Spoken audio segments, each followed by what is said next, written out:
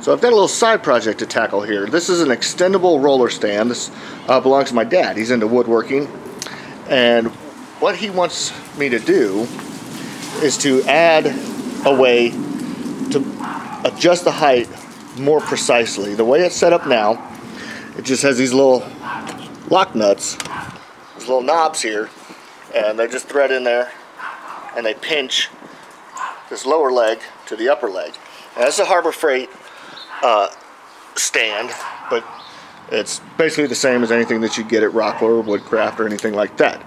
So I've got some parts here on the table. I'll go over that real briefly, and then we'll get to work on this. So like I said, I'm going to explain this very briefly because I can't think of a way to describe this process other than to just go through it. So basically what we're starting with here, we've got some 3/8 inch threaded rod. These were 36 inches, I cut them down to 18. So we got 4 18-inch sections. This is coarse thread, so it's 16 threads per inch. 3/8 of an inch diameter, 16 threads per inch. And then on top of that, I got a handful of nuts here. Now these are actually flange nuts because I'm going to be welding these nuts to some plate. And I just prefer to use flange nuts because that just little bit of flange right there provides just enough to weld to. Now you can weld to a standard hex nuts, but I really just prefer to use these flange nuts. So I've got some 1/8 inch flat bar here, and I've already marked out 4 little squares, and I've drilled out 4 of those. I'm sorry, I've marked out 8 squares, drilled out 4 squares. We're gonna have 1 square for the lower legs, 1 square for the upper legs. On the lower legs, I'm gonna be welding the nut on the bottom. So then this piece, it'll go like this, and then this square will be welded to the top of the lower leg. Up at the top, we'll have another square with a hole with nothing welded to it. In fact, this threaded rod, the nut will actually be threaded, I'm sorry, the nut will be welded to the threaded rod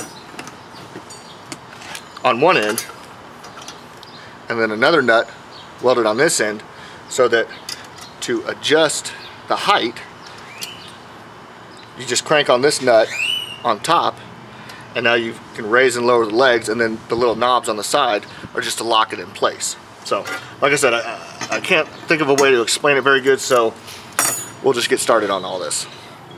All right, one modification in particular that my dad asked me to make is to actually extend the legs. Now this is the lower leg from the stand itself, and you can see that's the bottom end. It has a little bung welded in there for the caster. I'm not sure exactly what the thread is, but it doesn't matter. I'm putting the same casters back in place. Now he's got 3 machines that he can use this stand on right at the moment. The table saw, the joiner, and the planer. He wants to be able to use it for the bandsaw. The deck, the work surface on the bandsaw is at roughly 42 inches.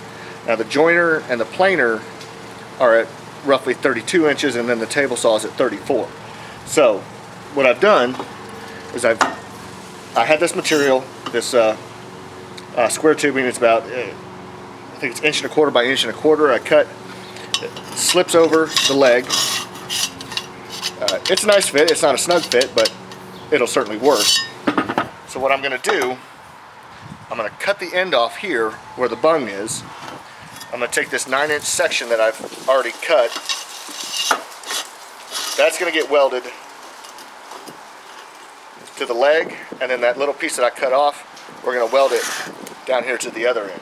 So that'll give us roughly, I'm going to overlap by about 3/4 of an inch. So that should net us about 8 inches of additional height.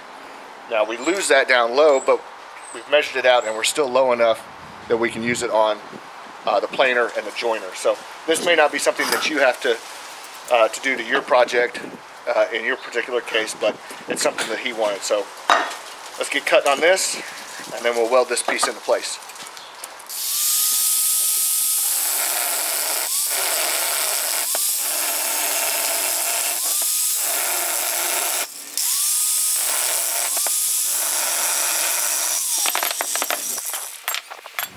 So here's the bottom of the leg, and you can kind of see, if it'll focus, that this little bung is just plug welded You can see some porosity there. You can see where they've ground on it. It's only plug welded on 2 sides. And it extends above our cut, but that's not a problem because we're going to slip this piece of material roughly all the way in there. I'm going to leave about a 1/4 inch stick out so that I can run a bead around all 4 edges and make a good connection there. So we'll move all this stuff over to the welding table and get started on that.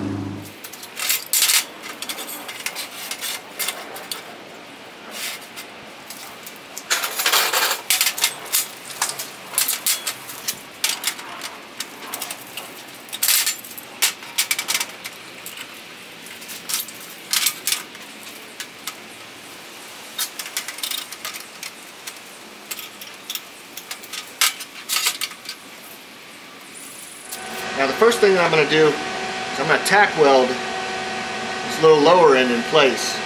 I'm going to get it roughly straight. I'm going to put a couple of tack welds. Now I'm TIG welding this. You could certainly MIG weld this. It would actually go a little bit faster, but I've got the TIG welder and quite frankly I want the practice. So I'm going to tack weld this side and then we'll move down to the other end. We'll fully weld that end and then come back and fully weld this end.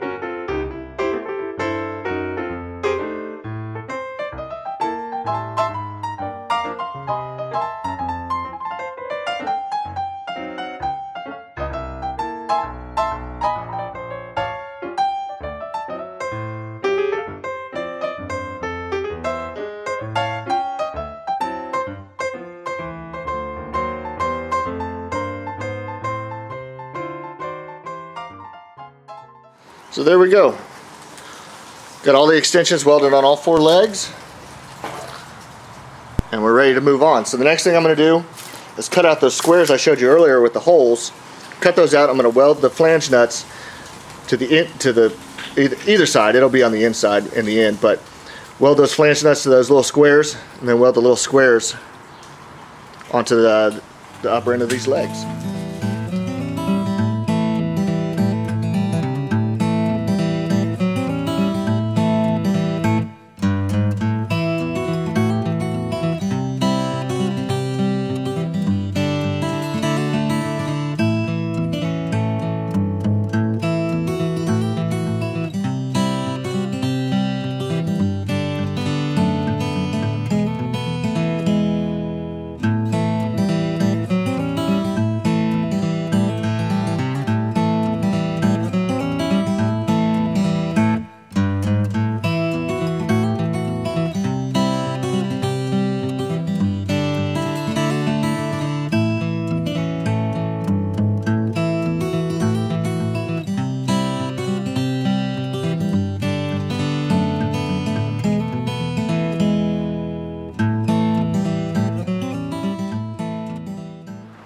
Okay, so you just saw me cut out all my little squares, drill a few more holes and cut out my squares. Now the next part of this is I'm going to weld these flange nuts to the little squares itself. Now I've got a little bolt in there just to hold it tight, and I'm just going to tack it because I can only find this one bolt. So I'm going to tack them all. We're going to put nuts on all of these just with a tack weld, and then I'll go back in. I'm not going to weld the entire circumference. I'm only going to do about 50%, meaning I'm going to do a little stitch, roughly 25% of the circumference on this side, another 25% of the circumference on this side. So we'll get all these welded, and then we'll move on to the next step.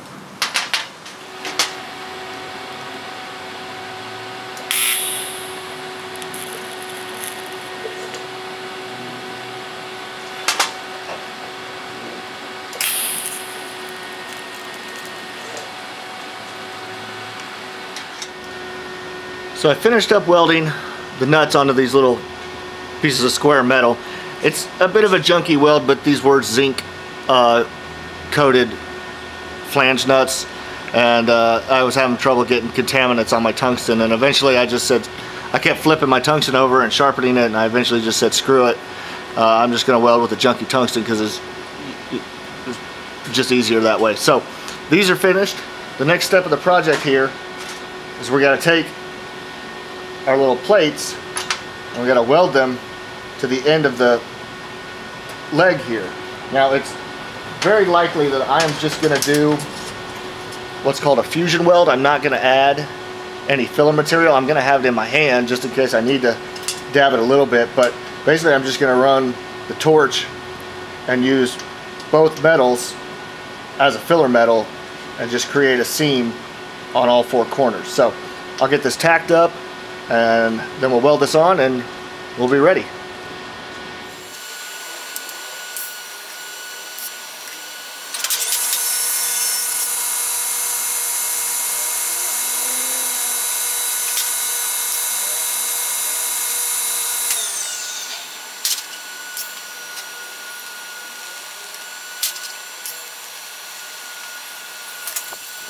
So that's it. The little cap is all welded up.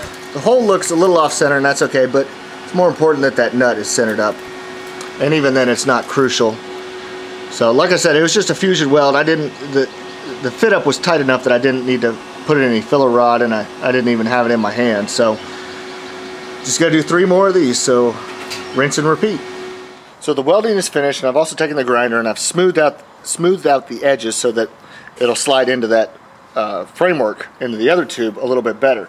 Now I've let this cool down to ambient temperature, and I went ahead and ground it while it was still kind of warm from welding, just because I was going to do this. I knew I was going to do this next step, and I highly suggest you do this. Anytime that you weld anything that has threads, be it a nut, a weld-in bung, or even a bolt, you always want to chase it, in this case with a tap, or if you got a bolt that has male threads on it, chase that with a die.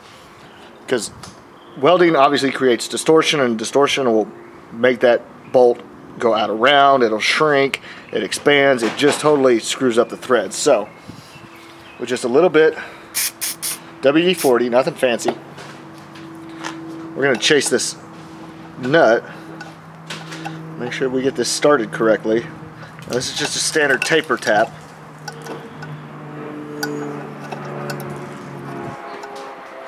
There we go. I can already feel some resistance. Now, a lot of guys would chuck the tap up in a drill and kind of power tap. I personally don't like doing that. I like to be able to feel how much resistance I'm getting. And this has definitely changed shape a little bit. It's more resistance than it should have. So, and with a taper tap, you pretty much always want to go all the way to the end of the cutting threads. So we'll run this in. Alright, that's pretty much all of them. And back it out. It's definitely a lot smoother now.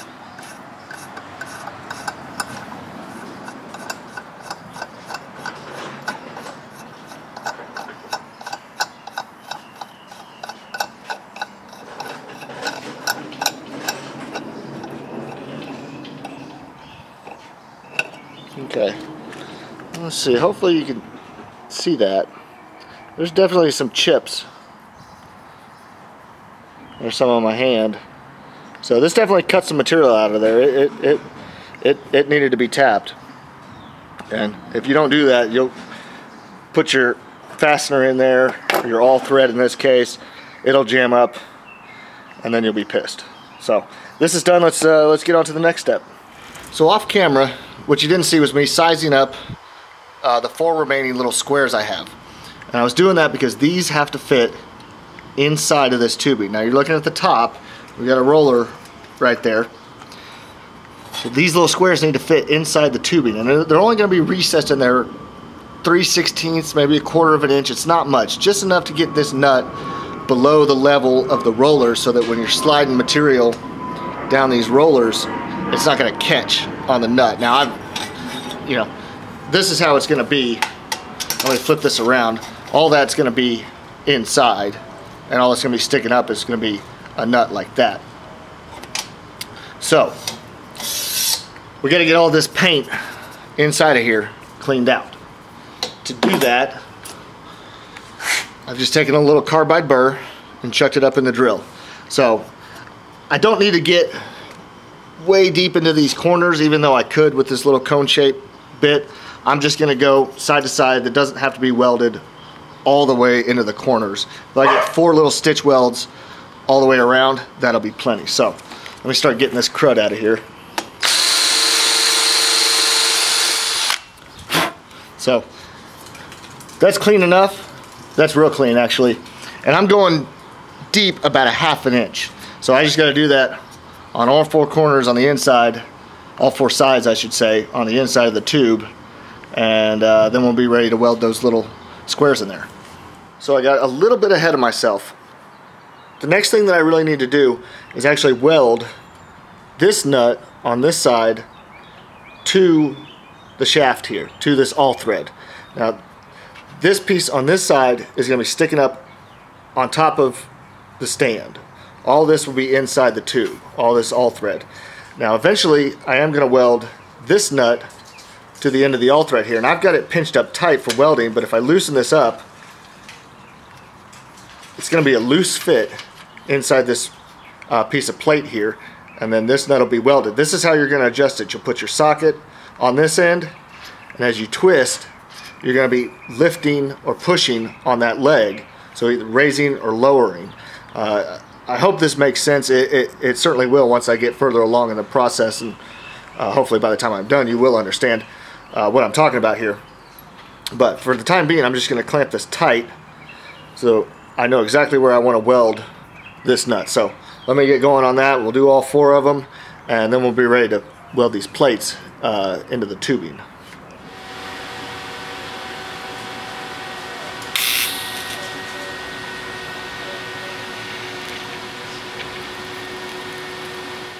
Alright, so now's the tricky part, and I apologize if my voice sounds muffled. I'm talking through the welding mask. But now I got to get this little square at least tack welded inside of that tube. This is going to be a little bit tricky. Go about there. Let's see if I can buzz that real quick. Get it a little further.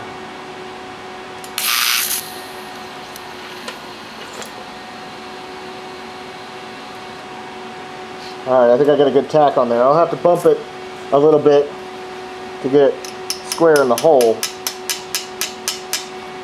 But I think I'm happy with that.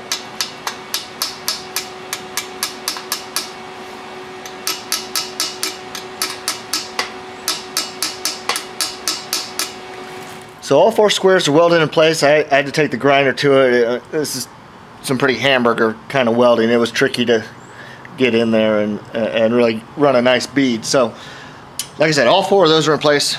We're now ready to put our all thread down in there. And like I said before, this nut on top is also going to be welded to the all thread. So we've already done that nut. So now I got to try and feed this up through the bottom. Try and have it there, I can see it. Come on. There we go. So like that. Now we're not going to tighten. These aren't going to be, these nuts are not going to be pinched together. There's going to be some slack. And that's pretty good right there.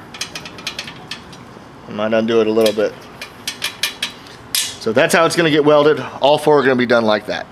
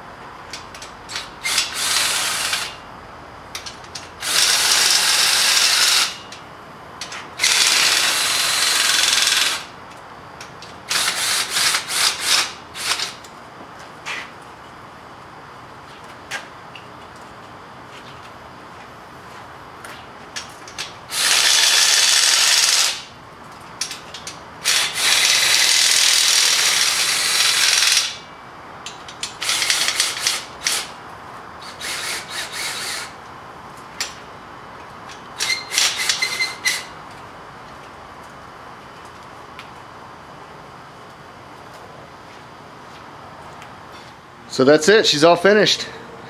Now, you can use a drill with a socket attachment and really get the height adjusted real quick. And then if you need to just fine tune it, toss a wrench on there or just a ratchet, and you can get that dialed in exactly where you need it. So that's it, aside from some paint, and I'm just going to use spray paint on it, nothing fancy. But that's it. I appreciate y'all watching. And if you haven't subscribed, please subscribe.